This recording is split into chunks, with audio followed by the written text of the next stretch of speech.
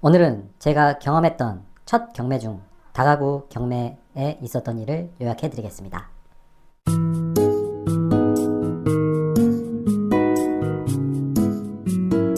안녕하세요. 우당탕탕 건물주입니다. 저는 작년 4월에 다가구 건물을 현금 1,800만원과 나머지는 대출로 건물의 주인이 되었습니다. 그리고 10월경에 모든 세입자를 드리고 월세를 받고 있습니다. 다가구는 법적으로 단독주택으로 분류되어 여러 가구가 살아도 등기부상에는 한 가구입니다.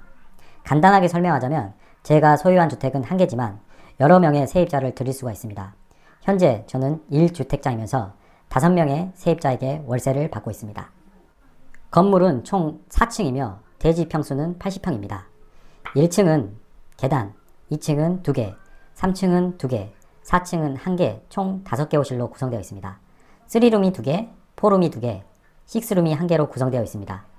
외부에는 이렇게 주차할 공간이 있습니다. 방 내부는 사진과 같습니다. 경매 입찰 과정은 제가 소개하지 않아도 많은 영상들이 있으니 제가 경험했던 난감한 상황 위주로 설명을 드리겠습니다. 첫 번째는 매각 물건 명세서상 불명의 외국인이 전세로 입주하고 있었습니다. 선순위 권리자일 수 있다는 생각을 하였지만 외국인이기에 불법 체류자일 가능성을 더 높게 보았습니다. 그래서 무시하고 입찰을 하게 되었습니다. 이 단점 때문에 단독 입찰을 하게 되었다고 생각합니다. 두 번째는 낙찰받고 세입자들에게 문자를 돌리는 과정입니다. 우선 법원 민원실에서 낙찰자임을 밝히고 세입자 전화번호를 알려달라고 말하니 개인정보보호법으로 상대방의 동의를 얻어야 한다고 해서 결국에는 동의받은 4명만 알게 되었습니다. 그 외국인 세대는 받지 못했습니다. 세 번째로는 외국인 면도 과정입니다. 외국인 면도 과정은 정말 한편의 영화 같았습니다. 주말에 첫 방문을 통해 외국인들이 다수 모여서 술을 먹고 있는 모습에 공포부터 느꼈습니다. 한국말을 이해하는 한 명이 나와서 뭐니? 라고 이렇게 묻자 새 주인이 있는데 너 나가야 돼 라고 설명하고 안 나갈 시 경찰에 고발하겠다고 말했습니다. 그 후 외국인을 고용한 인력사무소 사장이 전화가 왔습니다. 현재 나도 전세금 반환 소송을 진행 중이다. 이게 끝나면은 퇴거시키겠다라고 했습니다.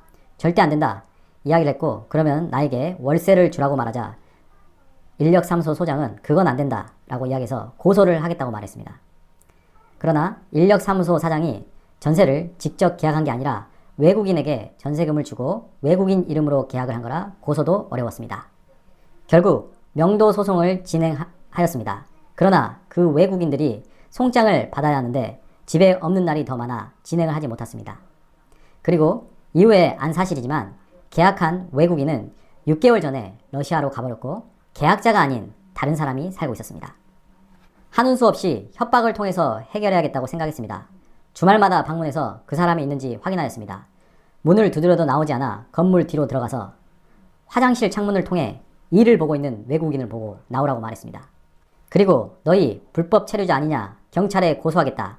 아니면은 증명을 해라. 외국인 등록증과 여권을 증명을 해라. 라고 해서 제시를 받았고 그 증거로 사진을 찍어 두었습니다. 그 후 인력사무소에서 전화가 와서 우리는 정상적인 절차를 통해서 온 외국인을 고용하고 있다. 너가 법적으로 해도 상관이 없다라고 이야기했습니다. 그러나 그 다음 주에 그 외국인들에게 가서 너희는 안 나가면 내가 찍은 여권과 외국인 등록증으로 너희를 고소하겠다 라고 말하고 그 다음 주에 가니 외국인은 사라지고 없었습니다. 도어락 비번도 알려주지 않아 열쇠집 사장님께 부탁을 해서 오고 있는 중에 그냥 1, 2, 3, 4를 누르니 열리면서 방에 입성할 수 있었습니다. 그러나 가스비, 수도세, 전기세는 3개월 문이 밀려 있었습니다. 각 관리하는 상수도, 가스, 전기공사에 전화해서 나는 땡월, 땡일부로 건물의 주인이 돼서 내가 납부할 의무가 없다라고 하자 인력사무소 주인에게 미납요금을 조치하는 과정을 통해 문제를 최종 해결하였습니다. 네 번째로는 대출입니다. 사실 입찰 보증금도 대출, 잔금도 대출로 하였습니다. 제가 원하는 만큼 대출이 나오지 않아 신탁 대출로 진행했습니다. 막상 받을 때는 좋았는데 한참 전세 사기로 인한 문제도 발생했고 전세금이든 보증금이든 입금되는 즉시 신탁 회사에서 가져간다고 해서 보증금을 작게 하고 월세를 세팅하게 되었습니다. 대략 5가구를 전체에 맞추는데 4개월 정도가 소요된 것 같습니다. 첫 경매를 통해 받은 경험으로 다른 다가구도 할 수 있겠다라고 생각했지만 그 과정은 접게 되었습니다. DSR로 인해 더 이상 대출이 나오지 않아서였습니다. 다른 방향을 고려한 게 주택으로 잡히지 않으면서 다가구보다 낮은 가격으로 할 수 있는 게 무엇일까 고민하다가 고시원을 알게 되었습니다. 지금까지 다가구 경매를 통해서 경험했던 내용을 알려드렸습니다. 다음에는 고시원을 찾기 위해 경험했던 내용들을 들려드리겠습니다. 시청해주셔서 감사합니다.